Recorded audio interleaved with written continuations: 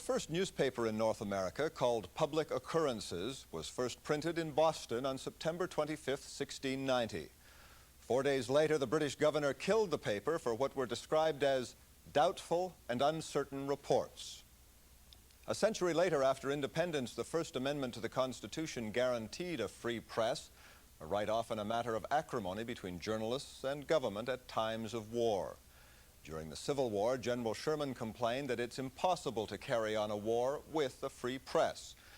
In 1991, the Pentagon claimed that in the Gulf conflict, the public had been given the best war coverage they ever had.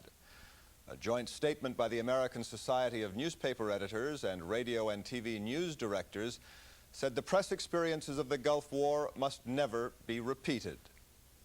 Continuing World Monitor's series marking the bicentennial of the Bill of Rights, a free press. Governor, can you stop and talk to us for just a second? It's kind of messy. One of the oldest and most firmly held beliefs is that the press in the United States must be free. Another belief, almost as old and just as fervently held, is that the press is too unfettered. In 1735, John Peter Zenger's New York Weekly Journal published critical stories about the royal governor, and Zenger was brought to trial for seditious libel. Until then, the law was that if you printed what you were accused of printing, you were guilty. Zenger's attorney, Andrew Hamilton of Philadelphia, came up with a new defense: the truth. The jury said, no, if the guy prints the truth, he can't be found guilty. If you print the truth, that's not a lie. That's not sedition. That's not treasonous. He's telling the truth. In Minneapolis in the 1920s, J. Neer published an anti-Semitic, anti-Catholic, and anti-black newspaper called the Saturday Press. Minnesota authorities shut it down as a public nuisance, but the U.S. Supreme Court ruled that the state law cited was unconstitutional because closing the paper amounted to prior restraint, and the court said was the essence of censorship. By the Second World War, the press and the military had developed a cautious relationship, one maintained through the Korean conflict, both sides respecting news access and military security. Right over there waiting for you, see him? Keep down low. Keep low. Vietnam provided a watershed in wartime news coverage.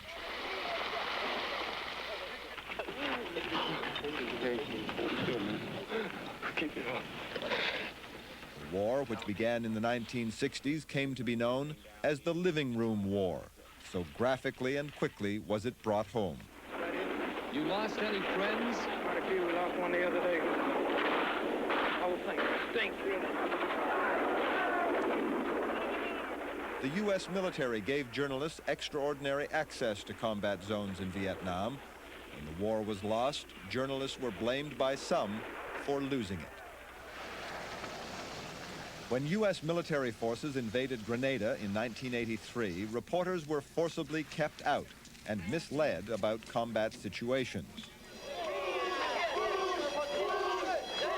By the time of the 1989 U.S. invasion of Panama, the Pentagon had created what it called a close pool, a small group of major networks, newspapers, and news services. But in Panama, the pool was sent late and kept from battle areas for media safety, it was said. Questions remain about the way fighting was conducted and exactly how many civilians died. When Iraq invaded Kuwait and as crisis moved toward war, the media and the Pentagon clashed again over the same basic points of access and censorship. Colonel William Mulvey was in charge of the pools that covered the actual war, and every day he would decide what pools went where, or where they didn't go, or where they did go. He would decide who got in pools in the sense that he would say, this pool will consist of a TV crew, a newspaper correspondent, and a wire service photographer, and they will leave at such and such a time, and they will go to visit the 2nd Armored Division, and they will be back at 6 o'clock tonight, and their pool report will then be available for the rest of the pool. Lawyer Franklin Siegel represented a group of independent journalists who named the Defense Department, Secretary Cheney, Spokesman Williams, Chief of Staff Powell, and the Commander-in-Chief, President Bush, in a lawsuit that claimed unlawful interference and prevention of news coverage, and that it violated the journalist's rights under the First and Fifth Amendments. This wasn't asking to cover the secret meetings of the Joint Chiefs of Staff. It wasn't asking for secret information. It wasn't asking for any kind of inside track. Just don't hinder us in going out to do our jobs. The lawsuit Siegel filed just before the war began in January claimed that under the highly regulated pool system of coverage, journalists were blocked from stories for political, not national security reasons. Correspondents who were trying to do serious reportage, they were not being given access and they were being actively obstructed, while the high mom journalists from the local stations were being flown overseas at government expense, brought right to the front, and being spoon-fed the kind of story that the government wanted to have the American people seeing at a time where there were policy decisions that the American people needed to have input to. But in a war like the Persian Gulf, where you had a long movement of units out ready to engage the Iraqis, a very sensitive movement, and then a sudden engagement, you just can't have a sort of y'all-come open battlefield. So we set up the pool system as an alternative. Secretary Cheney, who contends the American public were well served by the pool, might ask, what stories did the media miss? Do you know? Peter, it's hard to say what we missed, because if we missed it, we didn't get it. I go back to the idea of the stories that we asked for coverage on that we were never allowed to cover. And one was the friendly fire episode, which later became a big issue in the course of the war, especially in the aftermath of the war, when it became clear that the number of Americans killed by friendly fire was far in excess of any other war that we can track. We can sit here and debate every accusation from Chuck and his colleagues, and we'll probably never come to agreement that we did the thing right. But there is an enemy who's trying to do you great harm. And the kind of openness that we encourage and that we depend upon to make the system work in peacetime could endanger your own troops or put an operation at risk. In the end, the war was over before the court case lawyer Siegel prepared against the Pentagon really began. The judge ruled that there was a case to be heard, but he dismissed this case, saying the important constitutional issues should be left for another day, when the controversy is more sharply focused. In other words, until the next war.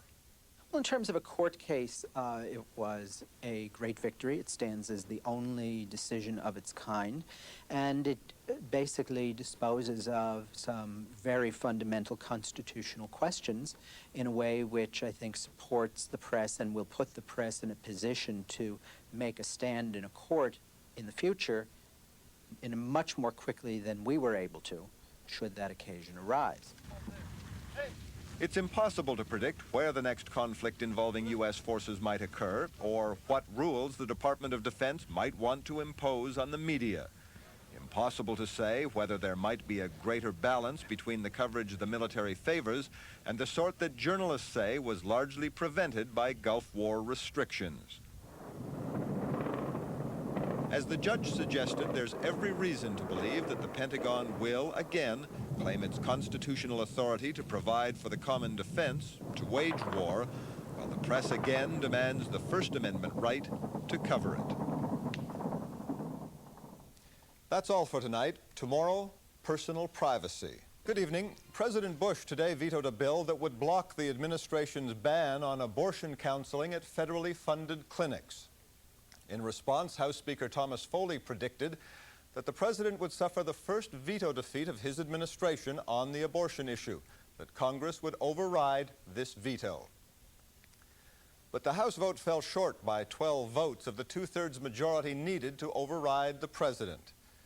The ban on abortion counseling was imposed by the Reagan administration in 1988 and continued under President Bush. Congressional opponents call it a gag rule. The president denied again today that the ban interferes with doctor-patient relationships, but he reiterated that no federal funds can be used to support abortion except when a mother's health is endangered. The ban on abortion counseling at clinics that receive federal funding became a major congressional issue after the Supreme Court in May ruled it was constitutional. But it's only the latest case of contemporary courts trying to interpret very intimate constitutional rights, never specifically mentioned when the Bill of Rights became law 200 years ago.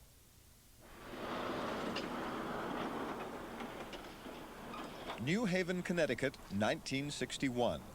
A birth control clinic opened in this building in defiance of a Connecticut law that prohibited contraception. The founder of the clinic, Estelle Griswold, was arrested. The U.S. Supreme Court invalidated the arrest in ruling that Connecticut had violated marital privacy. In doing so, the court's Griswold ruling broadened the meaning of privacy to cover not only property, but also personal rights. The word privacy is not mentioned in the Constitution, yet according to historian Robert Allen Rutland, colonial Americans had a strong sense of privacy. I think it's strong, much stronger than we have today, in that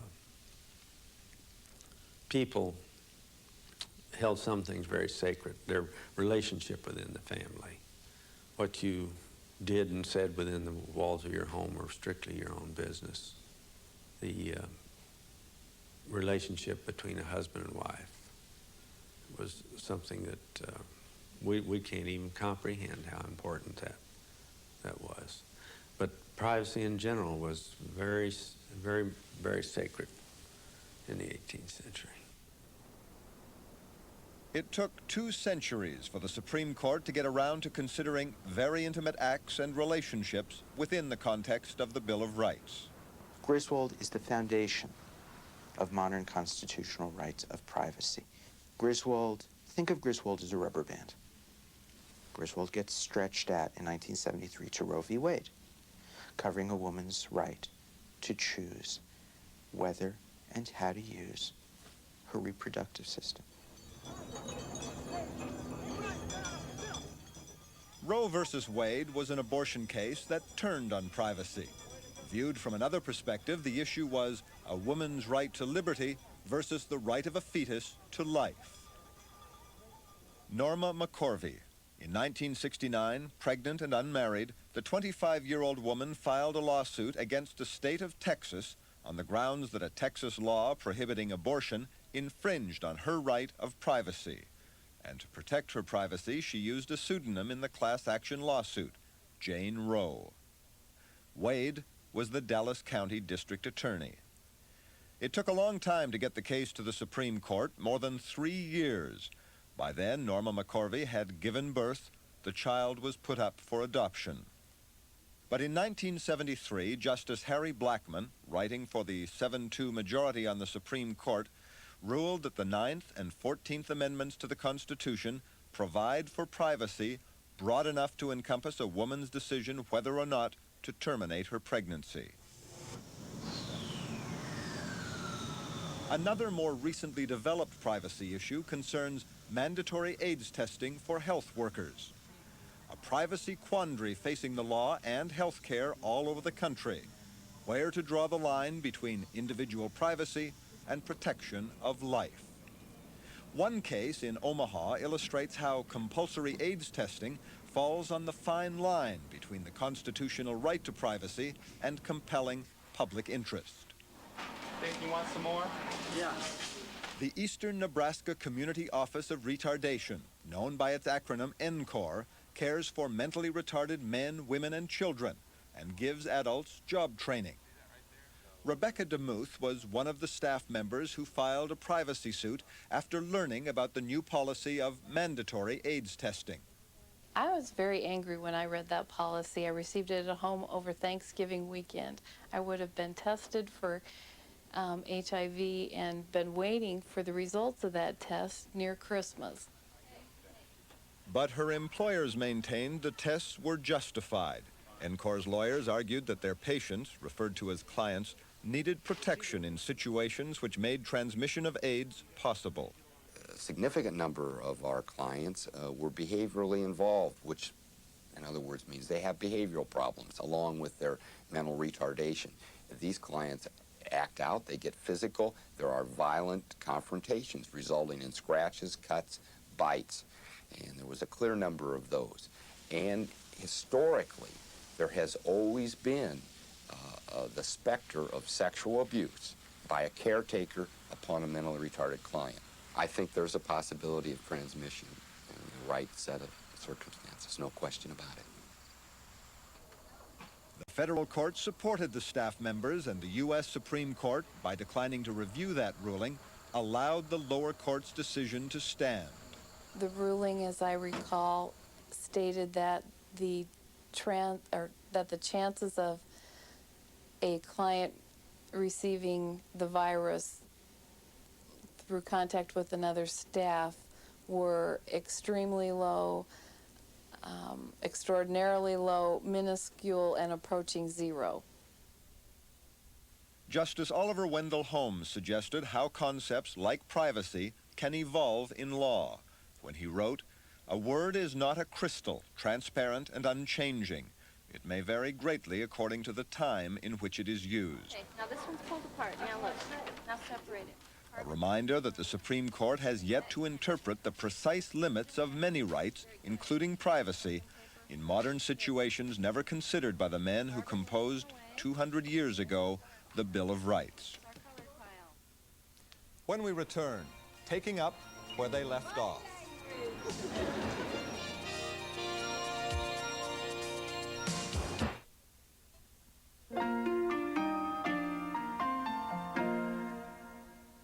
When the first Congress of the United States was considering which freedoms and liberties to guarantee in a Bill of Rights, one of the representatives said there was no meaning in a proposal to prohibit cruel and unusual punishment of criminals. The records of the first Congress quote Samuel Livermore as saying that it's sometimes necessary to hang a man, and that villains often deserve whipping and perhaps having their ears cut off. Why, Representative Livermore asked, should those punishments be kept from future generations because they are cruel? In the end, the Congress voted for the amendment to the Constitution that eventually became the 8th of the original 10. And that's the subject of tonight's report marking the bicentennial of the Bill of Rights.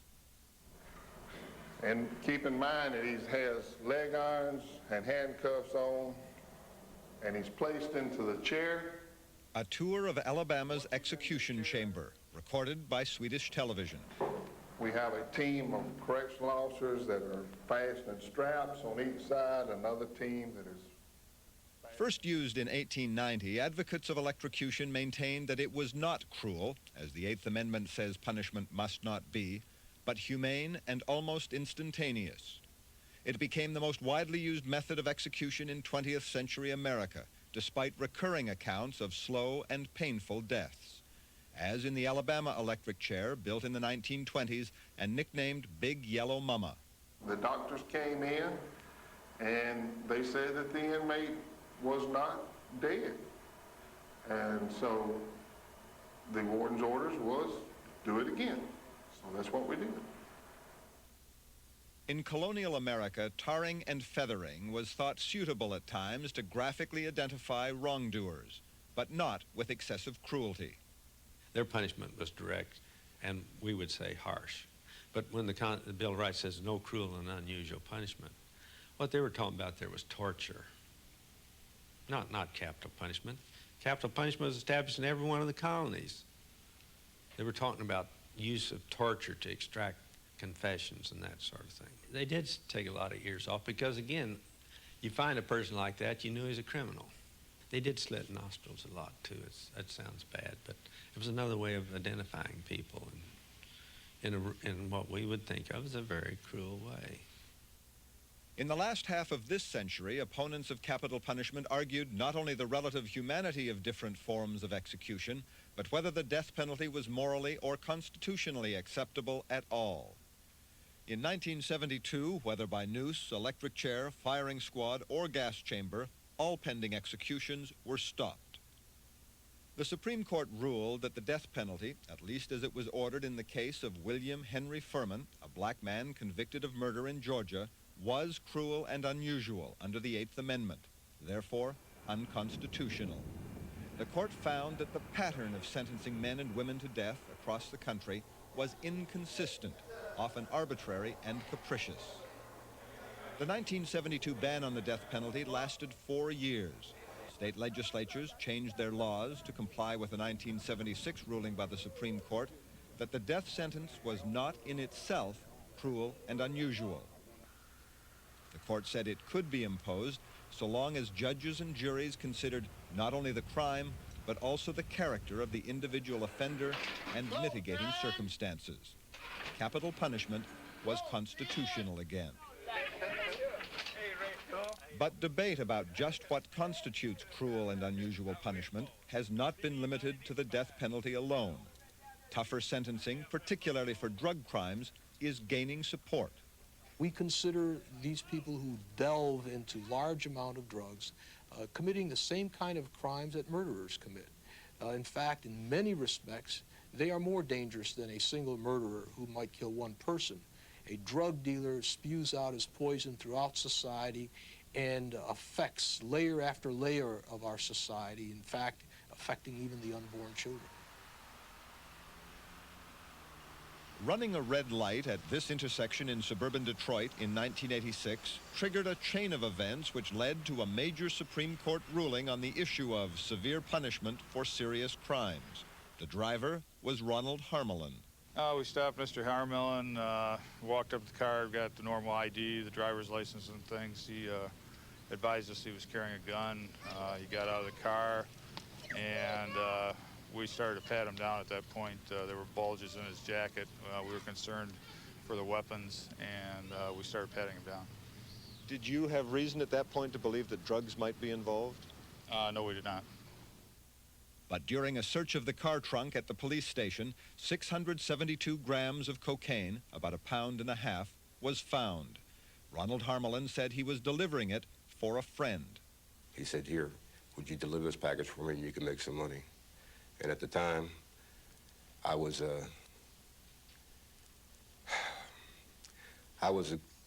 addicted to cocaine and other drugs. I was doing them, and this seemed like a good way to make some money. And I said, "Sure, I'll do it." And I knew I had a package in there. I was pretty sure that it wasn't anything that I should be trying to tell anybody about, but I was just going to drop it off for him. And it came down that it was the wrong thing. And too much? I think it was 20 ounces too much. Under Michigan state law, the only penalty for possession of 650 grams or more of cocaine is mandatory life imprisonment with no possibility of parole. Ronald Harmelin was 22 grams, less than 1 ounce, over the limit.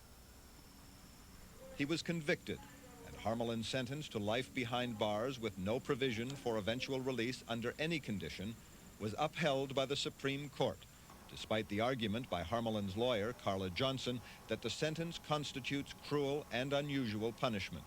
My argument was that being locked up in here for the rest of your life is just like being dead. Matter of fact, some people would rather just go and get the gas chamber or the electric chair.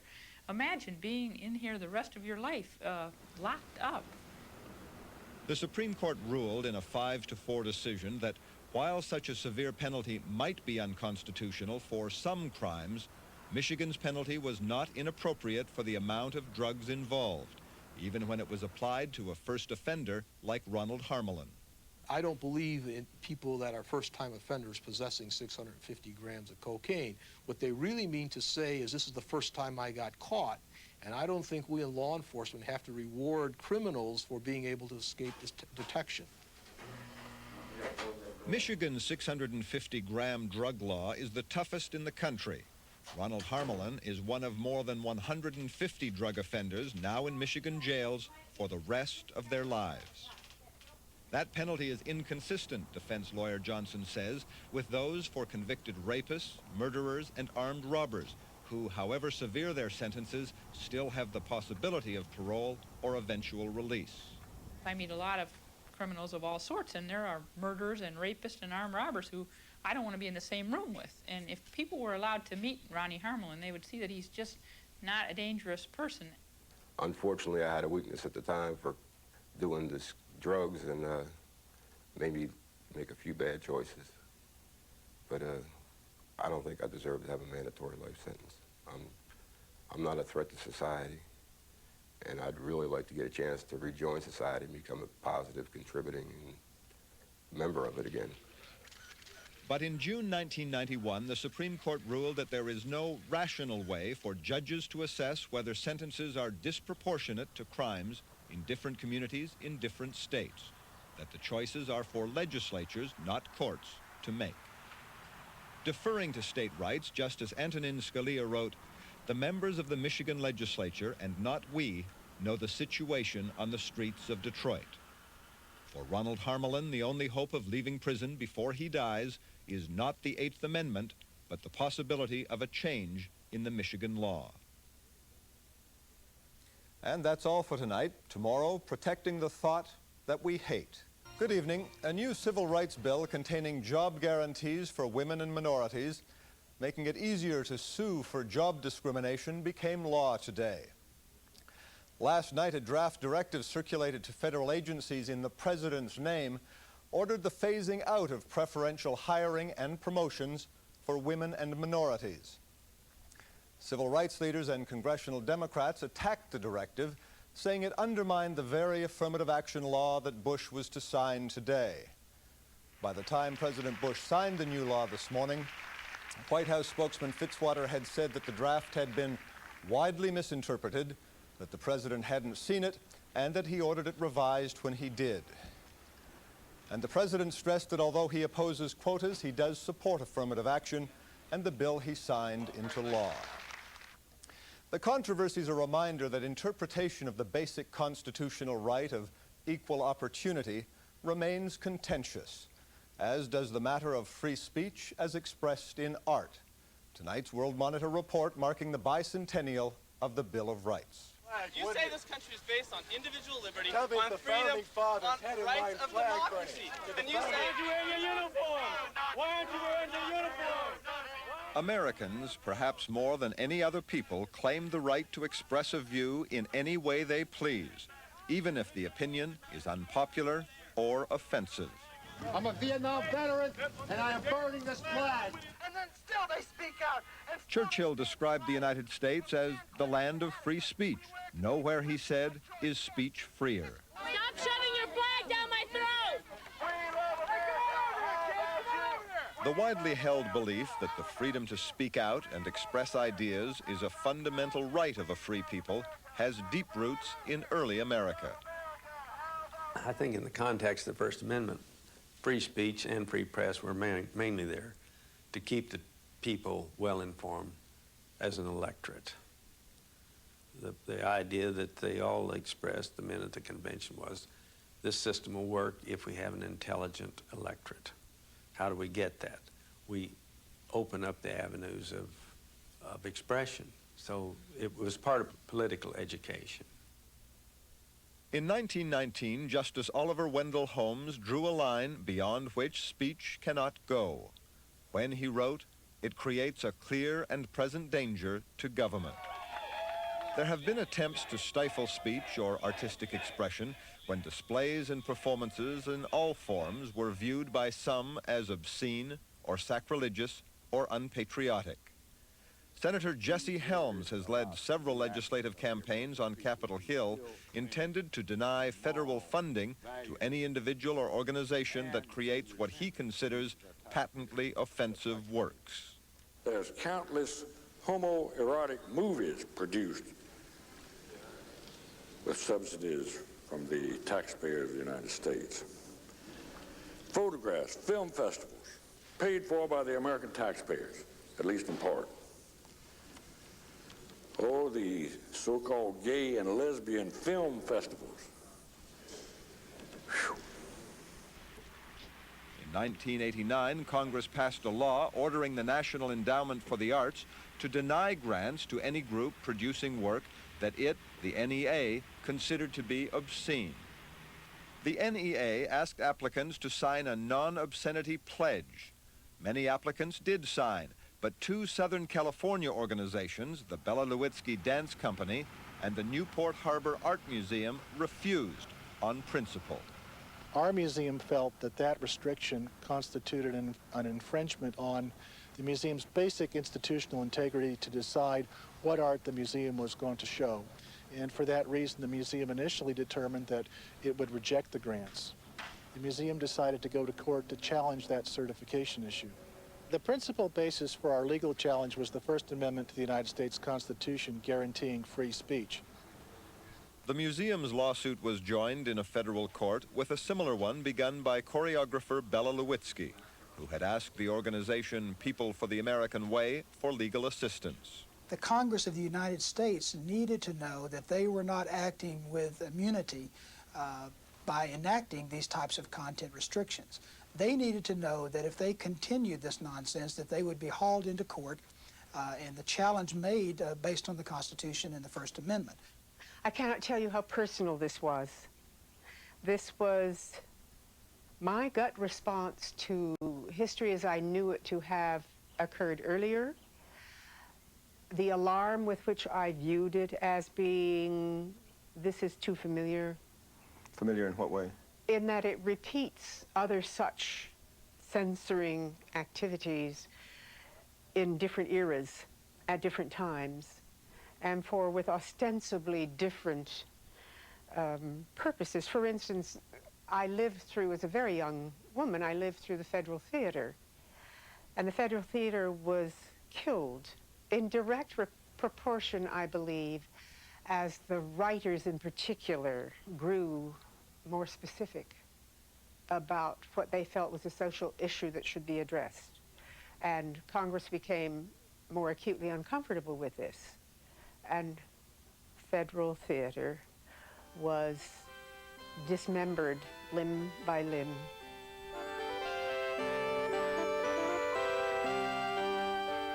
There was never any suggestion that Bela Lewitsky's dance troupe performed offensive or obscene works. But the federal judge hearing the case agreed with Lewitsky and the Newport Museum, saying the NEA anti-obscenity pledge requirements would have a chilling effect on their artistic endeavors. The man who heads the NEA, who is responsible to Congress for the distribution of grants, expressed relief that the courts had ruled that the congressional condition on arts funding was unconstitutional. What I did was to take verbatim the law that Congress had passed and just write it out there in the terms and conditions. That's all we changed. Did you believe that it would be challenged in court? I suspected it would. What was your reaction when it was in fact? Well, I said in the beginning that I had severe doubts about the constitutionality of that statute. I remember turning to the man who was actually the man who handled my case, Tony Russo, and saying, Tony, I have to take back everything I have felt about the judicial system. Look how wonderful this is. And Tony said, don't go overboard so far, Bill. And not long after, Senator Jesse Helms, who sponsored the earlier anti-obscenity bill, reiterated his determination to continue the campaign. The so-called art that I have been opposing and continue to oppose and will oppose until we cut off funding for it is so rotten, so crude, so disgusting, so filthy that it turns the stomach of any normal person.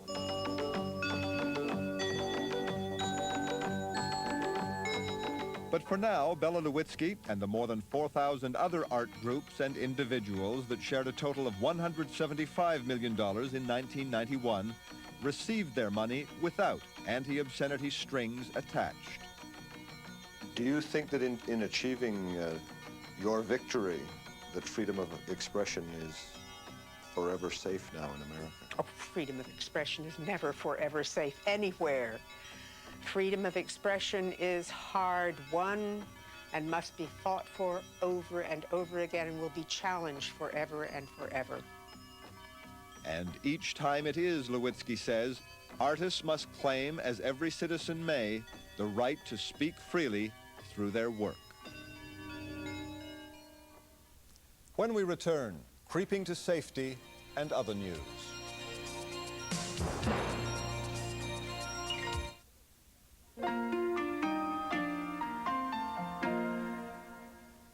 In 1790, as the first Congress worked to complete a Bill of Rights, Supreme Court Justice James Wilson said of the representatives' efforts, that the Constitution was as clay in the hands of a potter. The people represented by Congress, Justice Wilson maintained, have the right to mold, to preserve, to improve, to refine, and to furnish it as they please. The result, the first 10 amendments to the Constitution, the Bill of Rights, became law 200 years ago.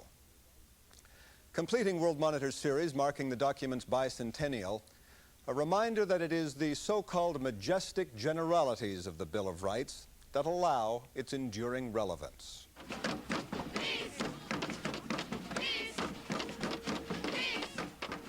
Americans exercising their traditional First Amendment right to be heard and to complain to the government as they did 200 years ago. The Bill of Rights, the first 10 amendments to the Constitution, remains as relevant today, legal experts and historians maintain, if not completely understood. The Bill of Rights, when people read it, they are very disappointed because they don't find things there that you'd expect to find there. The word privacy is not in the Bill of Rights. That principle, truth is a defense, is not in the Bill of Rights. Innocent until proven guilty is not in the Bill of Rights. When Americans were shown in a recent survey the Bill of Rights, 74% of them couldn't even recognize the document. Many of them said they thought it was some sort of a communist manifesto or a communist document. What a sad and pathetic commentary. Even the Supreme Court of the United States, especially the Supreme Court, understands the Constitution from different points of view. It's not surprising that public opinions vary. Oh, I think that criminals are definitely protected too much by the laws. But then if you were an innocent person who was arrested or under investigation, you'd certainly want to be sure that you had all the privileges that were afforded you. I thought that the Gulf War was covered rather sporadically. I think that the press was limited as far as information goes. Why should innocent people get killed because some yahoo wants to have a big story? I like the ability of my child being able to say the Pledge of Allegiance in school. And being able to mention God's name. Today there is a long list of religious issues, cases involving the free exercise of religion as guaranteed in the Bill of Rights, and cases involving separation of church and state. There are many free speech, free expression issues where artistic and other interpretations clash with community or congressional standards. Supreme Court, can't you see? We won't take your bigotry. The abortion issue, which although not directly referred to in the Bill of Rights, does involve, the Supreme Court has ruled, a woman's rights under the 9th and 14th Amendments, allowing the right to terminate pregnancy. But there is great public pressure for a more conservative reinterpretation, which would deny that right. I don't believe that a group of men can tell a woman what she should do or how she should feel about something that is her own personal being. You're killing a human being, and you shouldn't be able to do that. That should be against the law. I don't think any man or anyone should have the right to tell women what to do about their bodies. And that's a right that I believe is God-given. There is also continuing debate on affirmative action, enforced equal employment opportunities, under the 14th Amendment guarantee of equality under the law for all. You want me to appoint counsel for you under those conditions? The rights of the accused and of criminals are intensely argued with fine legal, social, and moral distinctions drawn. The liberal High Court of the 60s, chaired by Chief Justice Earl Warren, established historic precedents protecting individual and minority rights based on broad interpretations of what the Founding Fathers wrote in the Bill of Rights. In the 80s and 90s, turnover on the court under Republican administrations led to the appointment of justices with more conservative legal philosophies, who took the words of the bill more at their face value. We're having a more conservative court now that is going back to doctrines of separation of power, federalism, original intent. So as a law enforcement officer, I applaud the direction that the court has been taking recently, and that is, I believe, we're getting back to the original intent of the Constitution. Of course, this argument of original intent it's silly. It really is silly, because we have issues today that were never contemplated at the time the Bill of Rights were ratified. And to try to guess what the Founding Fathers may have meant 200 years ago it's just ridiculous. This is just a label, strict constructionist, that the ultra-right-wingers like to put on their very radical acts in destroying the Bill of Rights to somehow give it legitimacy. But there's going to be a point where the pendulum is going to stop and it's going to swing back again. And you're going to see it maybe swing slowly, and there may be a period of time where it's in the middle, and then it'll swing off back to the left again. But that is a safety factor. That's a safety valve in our form of government, because it allows different philosophies, different political concepts, the opportunity to change what they think is bad in the past. Our actions and beliefs are influenced by the Bill of Rights. That's a given. But we have other means to expand or to restrict those rights. States have their own laws to promote human rights, and there are those who believe they'd get a better deal airing their particular grievance in a lower court rather than making a federal case of it. If the Supreme Court doesn't protect individual rights, nature abhors a vacuum, state court picks it up, and they go. The test is going to be, as far as I see it, are the states going to be prepared, and do we have the quality of judges on the state courts to meet this challenge, to come in and say, look, the Supreme Court has said that the federal function should be this, and if rights of the citizens are going to be protected, it should be done by the state courts. Can we do it? Do we have the quality judges? That's going to be something in the future. Also in the future, some legal experts predict added protection from the 9th Amendment, which acknowledges that individuals have rights not mentioned in the Bill of Rights. You got a right to breathe clean air and not have a cesspool in your backyard, and other things that you think you have a right as a human being to have. And I think the ninth's going to be a very busy amendment in the future, I predict, as people become more aware of this.